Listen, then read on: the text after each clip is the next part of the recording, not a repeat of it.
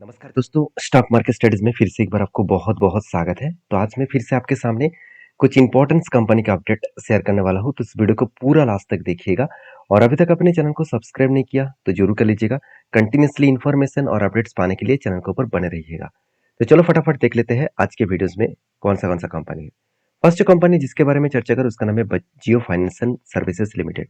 देखिए, जियो financial services limited लगातार वो हाई करते चले जा रहे हैं, लगातार वो धीरे धीरे करके हाई करते चले जा रहे हैं। और देखिए, इस कंपनी के ऊपर जिस तरीके से परफॉर्मेंस हो रहा है वो मुझे लगता है अभी से शुरुआत है, क्योंकि अभी कंपनी का प्राइस देखिए 380 के आसपास है। करीबन इसका हाई हुआ था 300 मतलब 395 के आसपास और लो था 203 रुपीज के आसपास। देखिए, कितना हाई हो कितना लो हो वो इंपॉर्टेंस नहीं है। कंपनी का अगर परफॉर्मेंस अच्छा है तो वो हमेशा हाई करते ही जाएंगे। तो देखिए, बेसिकली कंपनी के ऊपर जो लोग सोच रहे थे कि 9000 का पीओ है, पी रेशियो था, पी रेशियो था 9000 के ऊपर। मुझे इसके ऊपर बहुत सारे कमेंट्स आए कि सर 9000 का पी रेशियो है तो कंपनी का बहुत बड़ा क्रैश होने वाला है। बिल्कुल नहीं, मैं पहले ही बता चुका हूँ कि पी रेशियो एडजस्टमेंट तो होने दीजिए। पी रेशियो एडजस्टमेंट होने से पहले ही आप उस तरीके से बातचीत कर रहे हैं। तो 9000 का पी रेशियो क्यों था? क्योंकि कंपनी का बिजनेस मतलब कुछ ही बिजनेस स्टार्ट था, बाकी बिजनेस स्टार्ट ही नहीं था। बाकी बिजनेस स्टार्ट ही नहीं हुआ था, तो इसलिए अर्निंग पर शेयर जो है, पी रेशियो का मतलब क्या है? मतलब profit profit to earning share. तो पी रेशियो जो है, sorry, price to earning share, तो प्राइस टू अर्निंग शेयर मतलब एडजस्टमेंट नहीं हुआ था, तो जिस किसके चलती है 9000 के ऊपर पी रेशियो देखने को मिला था। तो अभी एडजस्टमेंट हो चुके हैं, 150 के आसपास पी रेशियो है। हाँ, अभी आप बोल सकते हैं कि सर पी रेशियो बहुत हाई है। तो कितना हाई है? मैं एक बार आपको पी रेशियो के बारे में बात करूँ तो एक टाइम कंपनी के पी रेशियो देखने को मिला था 153 और आज के यहाँ पे देखने को मिला 150 और इसका एवरेज पी रेशियो देखने को मिला है 5 साल में 150।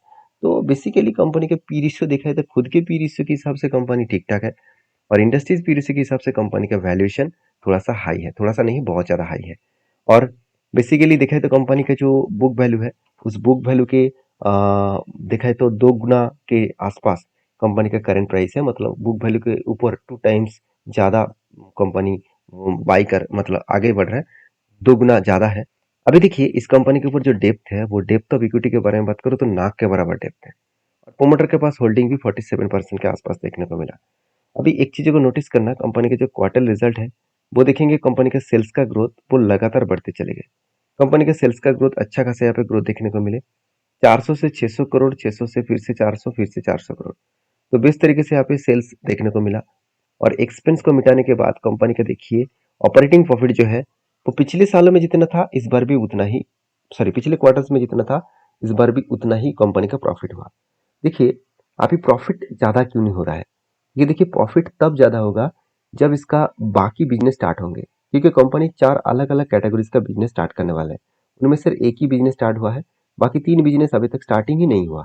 तो जब स्टार्टिंग होगा तब इस कंपनी का ग्रोथ बढ़ने का चांसेस रह जाएगा, क्योंकि कंपनी बिग डील साइन कर चुके हैं 50% पार्टनरशिप के माध्यम से। 50-50 पार्टनरशिप करके कंपनी काम करेंगे और 50% पार्टनरशिप रिलायंस के पास रहेंगे और 50 पार्टनरशिप ब्लैक रॉक के पास रहेगा। तो ब्लैक रॉक जो अमेरिका के सबसे बड़े फंड फंड हाउस है, जो फंड मैनेजमेंट करते हैं, तो उस ब्लैक रॉक के साथ डील करके कंपनी काम करने वाला है इंडिया में। तो सोचिए कितना बड़ा हाई ग्रोथेबल सिचुएशन यहाँ पे देखने को मिल सकता है।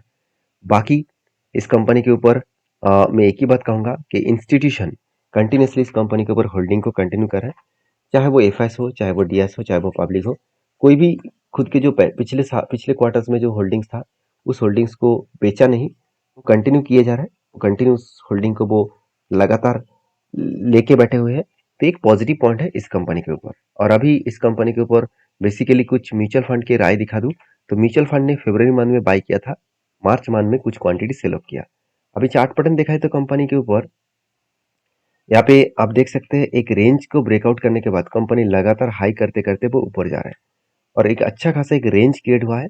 इसी रेंज इस चैनल के माध्यम से ही कंपनी आगे बढ़ रहा है, इस चैनल को बाहर नहीं गया। आप ध्यान से देखना, इस चैनल के एक बार भी वो बाहर नहीं गया, कंटिन्यूसली इस चैनल के अंदर ही कंपनी ट्रेड को कंटिन्यू कर रहा है। तो मेरे हिसाब से इस कंपनी को बेस्ट तरीके से सिचुएशन में आगे बढ़ने का दम है और वो आगे भी बढ़ रहा है। तो मुझे लगता है आगे बढ़ने के लिए और भी ज़्यादा पोटेंशियल मिल सकता है इस कंपनी के ऊपर। तो ये तो सिर्फ शुरुआत है।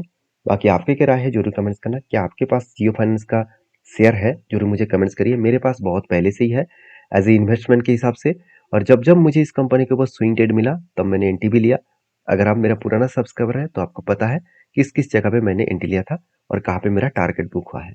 तो नेक्स्ट जो कंपनी है उसके बारे में बात करूँ, उसका नाम है क्लीन साइंस एंड टेक्नोलॉजीज।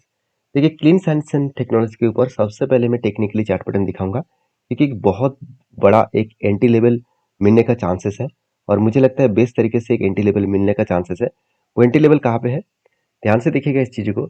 यहाँ पे क्या बना, यहाँ पे देखिए कंटिन्यूसली एक बाइंग रेंज बना। कंटिन्यूसली बाइंग रेंज का मतलब क्या है, बीच में कोई भी रेड कैंडल नहीं है, कंटिन्यूसली क्या है, बाइंग कैंडल है। और कंटिन्यूसली बाइंग कैंडल के सिचुएशन के हिसाब से देखते हुए अगर आप देखेंगे तो जो बाइंग कैंडल बना, तो इस बाइंग कैंडल रेंज को अगर मार्किंग करे तो जब भी इस नीचे लेवल को टच करेंगे तब यहाँ पे क्या बनेगा, यहाँ पे बनेगा एंट्री। और ऊपर लेवल तक क्या बनेगा, इस ऊपर लेवल तक बनेगा टारगेट। मतलब यहाँ पे बनेगा एंट्री और यहाँ पे बनेगा टारगेट। तो एंट्री क्या बन चुके हैं, बिल्कुल नहीं, कंपनी एंट्री बनाने वाला है।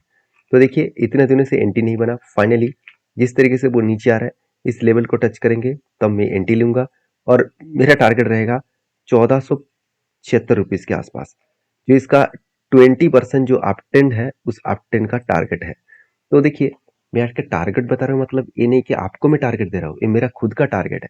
प्लीज, मेरे तरफ से कोई भी रिकमेंडेशन कभी होता नहीं है। मैं हमेशा आपको सिखाने के लिए, समझाने के लिए सारी चीज आपके साथ शेयर करता हूँ। आपको मैं कोई भी बाय सेल का रिकमेंडेशन कभी नहीं करूंगा। और आपको अगर काम करना है तो आपके जो सेबी एडवाइजर है उसके साथ बातचीत करके काम करिए, आपके खुद के ओपिनियन के हिसाब से काम करिए। मेरे तरफ से सारी चीजों को सीखिए, सीख कर आपको लगे कि हाँ, इस ट्रेड को मैं ले सकता हूँ, इस रिस्क को मैं ले सकता हूँ, तो आप आपके हिसाब से जरूर रिस्क जरूर लीजिए। क्योंकि देखिए, यहाँ पे जो पैटर्न्स बना, इस पैटर्न्स के ऊपर मैं बहुत बार ट्रेड लिया। इस तरीके से पैटर्न्स के ऊपर बहुत सारे कंपनीज के ऊपर, यहाँ पे जोमेटो है, आईईएक्स है, साथ ही साथ अदानी विल्मर है, येस बैंक है, इतने सारे कंपनीज के ऊपर मैंने ट्रेड लिया और शानदार तरीके से मुझे टारगेट भी अचीव हुआ। आप मेरा पुराना सब्सक्राइबर है तो आपको पता है। और देखिए सर, इसी तरीके से स्ट्रेटेजीज के ऊपर मैंने एंटी नहीं लिया, ऑलमोस्ट मेरा एक एंटी हो चुका है। वो कहाँ पे हुआ मैं आपको वो भी शेयर करूंगा। ध्यान से देखना, कंपनी क्या किया, कंपनी धीरे धीरे करके नीचे आए। कहाँ पे आया, 200 डेज मूविंग, ये जो आपको रेड कलर का लाइन दिख रहा है ना, ये 200 डेज मूविंग एवरेज है। 200 डेज मूविंग एवरेज आपको यहाँ पे इंडिकेटर से आप ऐड कर सकते हैं, तो यहाँ से आप ऐड कर सकते हैं। उसके साथ साथ आप आरएसआई को ऐड करेंगे। तो इस आरएसआई को स्ट्रेटेजीज को अप्लाई मैं किस तरीके से करता हूँ, जब कोई शेयर नीचे गिरा है वो भी 200 डेज के नीचे, और उसके साथ साथ आरएसआई भी 30 के टच किया, मतलब आरएसआई का जो लाइन है वो अगर 30 को टच किया तो मैं उस जगह पे एंट्री लेता हूँ। तो फाइनली यहाँ पे एंट्री बना। और इसका टारगेट कहाँ पे बनेगा, अगर यहाँ से ऊपर जाकर 70 को टच करेंगे तो यहाँ पे टारगेट बनेगा। तो यहाँ पे क्वेश्चन है कि इस तरीके से पैटर्न्स में क्या सही में टारगेट मिलता है। चलो मैं प्रीवियस बैक टेस्टिंग करके आपको दिखा देता हूँ। एक बैक टेस्टिंग में खुद कर लेता हूँ, दूसरा बैक टेस्टिंग आप करके दिखाना, ठीक है। देखिए यहाँ पे क्या हुआ था, यहाँ पे देखिए 200 डेज नीचे आया था और फाइनली इस जगह पे एंट्री बना था। और टारगेट कहाँ पे बना, एक्चुअली इस जगह पे टारगेट बना, जो टारगेट निकल के आ रहा है करीबन इस जगह पे। तो यहाँ से यहाँ तक एंट्री बना और यहाँ तक टारगेट बना था। तो कितना टारगेट बना, अगर एंट्री लेवल से, मैं एक बार आपको यहाँ पे मार्किंग करके दिखाया, तो एंट्री लेवल से अगर टारगेट तक देखूं तो ऑलमोस्ट ऑलमोस्ट जो टारगेट मिला था करीबन 14% के आसपास, वो भी सिर्फ 50 दिनों में। और देखिए, और एक बैक टेस्टिंग करके मैं दिखा देता हूँ और भी आपको आसानी हो जाएगा। देखिए यहाँ पे भी टारगेट एंट्री बना था, यहाँ पे कुछ इस लेवल में एंट्री बना था, कुछ इस लेवल में एंट्री बना था। और टारगेट कहाँ तक हुआ, जो टारगेट निकल कर आ रहा था करीबन करीबन इस जगह पे, मतलब यहाँ से यहाँ तक टारगेट बना था। तो कितना, 10% का टारगेट मिला सिर्फ 30 दिनों में। तो आपको हमेशा मैं इसलिए बार बार बोलता हूँ, मेरे सारे जो टेक्निकली चार्ट पैटर्न मैं आपके साथ शेयर करता हूँ, इसको बैक टेस्टिंग करके देखिए, आपको बहुत मजा आएगा। हाँ, कभी कभी लॉसेस भी लेना पड़ता है, ऐसे नहीं कि लॉसेस नहीं होता है, हमेशा ही टारगेट होता है। अगर हमेशा टारगेट होता तो मैं तो वॉरेन बफेट को भी बीट कर देते, ऐसे होता नहीं। हमेशा स्टॉप लॉस भी हो जाते हैं। हाँ, स्टॉप लॉस मिनिमम होते हैं, टारगेट ज़्यादा से ज़्यादा मुझे देखने को मिलता है। मैं बार बार इसके ऊपर काम कर चुका हूँ, बहुत सारे बैक टेस्टिंग करके देख चुका हूँ। किस तरीके से पैटर्न्स में अगर लॉस होता है तो 2 से 3%, 5% तक लॉस होता है। अगर टारगेट होता है तो एटलीस्ट 10%, 15-20% तक टारगेट मिल जाते हैं। तो बाकी आप किस तरीके से काम करते हैं मुझे जरूर कमेंट्स करना, क्योंकि जो क्लीन साइंस एंड टेक्नोलॉजी है इस कंपनी के ऊपर मैं बुलिश हूँ। हाँ, आज केमिकल का डिमांड कम हो गया तो जिसके चलते एक प्रेशराइज है, तो वो फिर से रिकवरी जरूर करेंगे। तो बाकी आपके क्या राय है क्लीन साइंस के ऊपर, जरूर मुझे कमेंट्स करना। नेक्स्ट जो कंपनी उसका नाम है आयर, मतलब आयर, Indian renewable energy development agency, इसको इरिडा नाम से जानते हैं। तो इस कंपनी के ऊपर सबसे बड़ी अपडेट मैं आपके साथ शेयर करूंगा, वो है इस कंपनी का इन्वेस्टर। देखिए, आप खुद ही देख सकते हैं कि इन्वेस्टर के जो प्रोमोटर है उसके पास 75% होल्डिंग है। तो आप कहेंगे सर इसके साइड में जो येलो कलर का बार दिख रहा है वो क्या है? वो एक्चुअली कंपनी का लॉकिंग है, लॉकिंग पीरियड है। मतलब प्रोमोटर के पास जो होल्डिंग है उनमें से 100% होल्डिंग प्रोमोटर के प्लेजिंग नहीं, लॉक है। लॉक मतलब, देखिए लॉकिंग का मतलब आप इस तरीके से समझिए, मान के चलिए आपके बैंक में कुछ प्रॉब्लम्स हुआ, तो बैंक ने अपने आप क्या किया, आपका जो अकाउंट्स है उसको सीज कर दिया।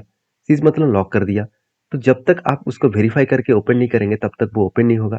तो इसी तरीके से यहाँ पे भी क्या किया जाता है, प्रोमोटर के पास जो होल्डिंग है, प्रोमोटर फटाफट लिस्ट जब आईपीओ लिस्टिंग होता है उससे एटलीस्ट 1 साल के बाद प्रोमोटर उसको माल बेच पाए।